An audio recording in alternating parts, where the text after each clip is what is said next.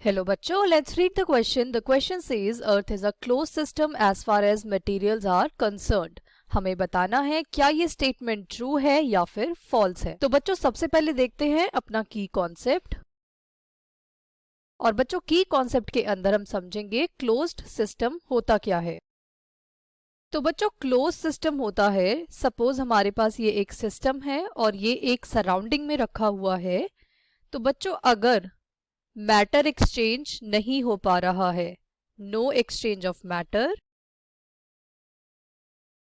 पर बच्चों energy exchange हो रही है, उसको हम बोलते हैं कि ये हमारे पास एक क्लोज्ड सिस्टम है। बच्चों क्लोज सिस्टम की दो प्रॉपर्टी होती है, पहला कि कोई भी मैटर एक्सचेंज नहीं होता, दूसरा एनर्जी का एक्सचेंज पॉसिबल होता है। अब बच्चों बात करते हैं, क्वेश्चन में बोला है क्या अर्थ एक क्लोज सिस्टम है। तो सपोज हमारे पास ये अर्थ है और बच्चों अर्थ के आसपास जैसा कि आपको पता है एक प्रोटेक्टिव कवरिंग होती है, एक प्रोटेक्टिव ब्लैंकेट होता है एटमॉस्फेयर का। तो बच्चों अर्थ रिसीव करती है हीट सन से और बच्चों रेडिएट भी करती है हीट। तो हम बोल सकते हैं अर्थ के अंदर मैटर का एक्सचेंज तो नहीं होता,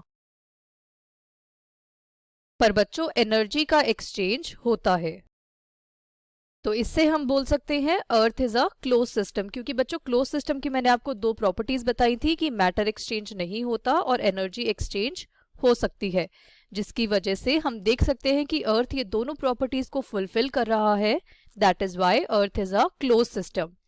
और हमें ये जो स्टेटमेंट दी है earth is a close system as far as the materials are concerned, तो ये एक बिल्कुल सही स्टेटमेंट है। So the final answer is it is a true statement. Hope you understood well. Best of luck.